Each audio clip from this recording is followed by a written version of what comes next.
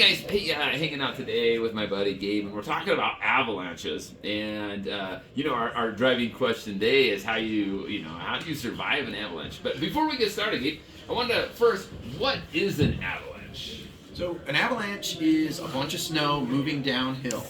And that snow can be moving downhill loose, or it can be a big hard slab. It can actually take on a lot of different forms. But anytime you have a bunch of snow moving downhill, that's an avalanche. All right. And what kind of conditions set up for an avalanche? I mean, like, that doesn't just happen all the time, right? Right.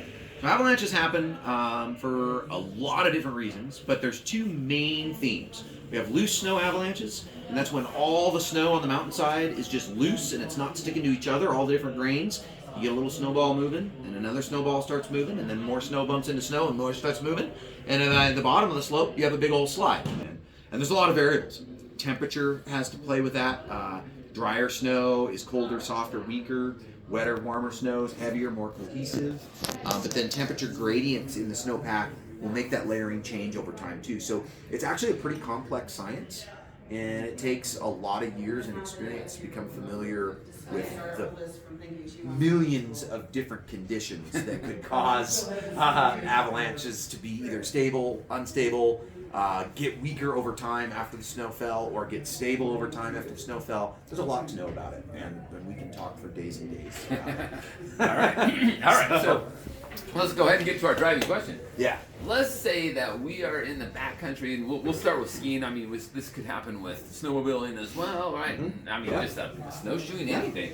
But let's say we get caught, and I've triggered an avalanche before. Fortunately, I was able to ski it out and didn't get caught up in it. But let's say, someone did. How do you survive that? Sure. So, first and foremost, getting caught in an avalanche is not a good thing, right? It's a lot of snow, it's heavy. Aside from just getting buried and not being able to breathe under it, it's heavy and it may injure you, right? You can get broken bones, internal injuries, all kinds of things. When it carries you down the mountain, it may go really, really fast. You might get smashed into trees and stuff, right? So the best case is to try to stay out of them.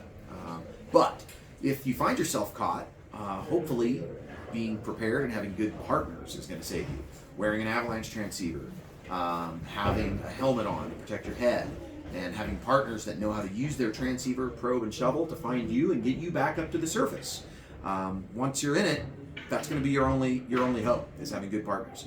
If you trigger an avalanche and you're near the top of it, trying to skate off of it, ski sideways, get out of it, and not ride it down the mountain, that's your best case scenario. If you are caught in it and you're going for the ride, it's not a good thing, but we say to try to protect your neck, protect your head, protect your airway, if that's pulling your collar up in front of your face, if it's just trying to kind of swim or push snow under you and keep yourself up to the surface. There's a lot of different types of avalanches. Some may be really fast and turbulent, some may just be a slow-moving slide.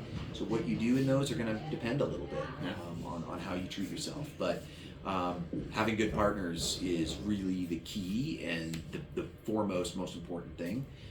There are airbag packs out there too. You can pop your airbag if you get caught, and there's just tons of data that's showing that those work really, really well. It does help make you less dense for your size, brings you up near the surface, but it's not a substitute or replacement for good partners. Just because you got an airbag pack doesn't mean you go ski the backcountry alone. All right. Anything else we should know about avalanches before we get out of here?